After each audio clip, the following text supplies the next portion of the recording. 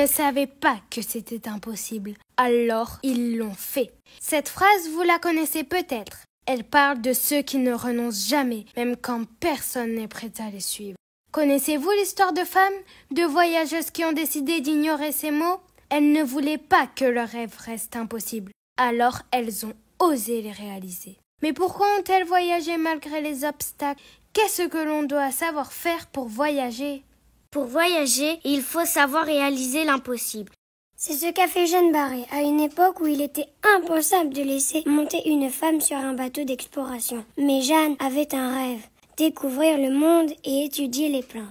Alors, elle a eu l'idée de se déguiser en homme. Pendant des mois, elle a navigué, affronté les tempêtes et exploré des terres inconnues. Quand la vérité a été découverte, le roi Louis XVI lui-même a reconnu son histoire exceptionnelle et la valeur de ses travaux. Jeanne, c'est la preuve que parfois, l'impossible, c'est juste un mot. Elle n'a pas attendu qu'on lui donne la permission. Elle s'est donné les moyens d'y arriver coûte que coûte. Pour voyager, on se doit d'être déterminé.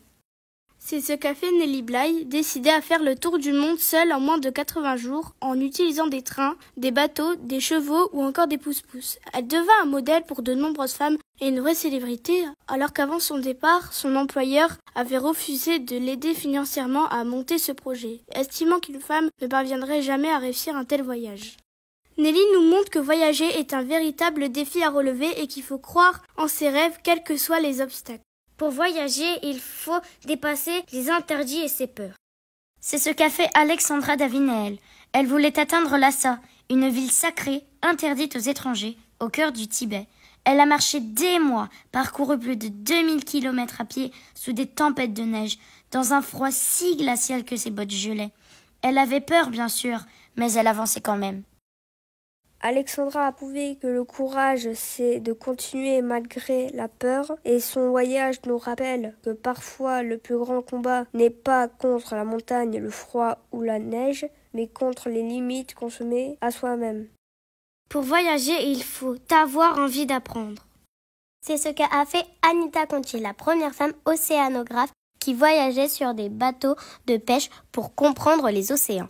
Mais elle ne voulait pas juste découvrir. Elle voulait protéger la mer à une époque où personne ne s'inquiétait des poissons ou de la pollution. Grâce à ses voyages, elle a alerté le monde entier sur la fragilité des océans. Anita nous montre que voyager, ce n'est pas seulement voir des paysages magnifiques, c'est aussi apprendre et partager ce que l'on découvre. Pour voyager, il ne faut pas hésiter à dépasser les préjugés.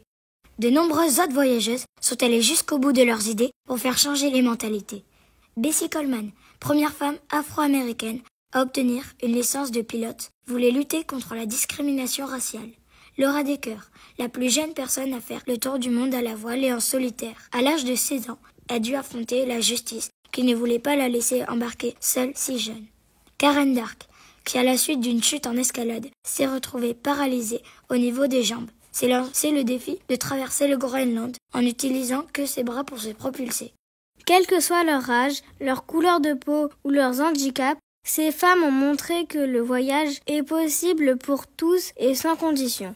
Oui, toutes ces femmes, ces voyageuses nous montrent que le voyage, ce n'est pas seulement une histoire de distance ou de paysage. Alors si un jour on vous dit « C'est impossible, tu ne peux pas !» Pensez à Jeanne, Alexandra, Nelly, Bessie et toutes les autres. Ne vous découragez pas et souvenez-vous, quand on y croit, rien n'est impossible.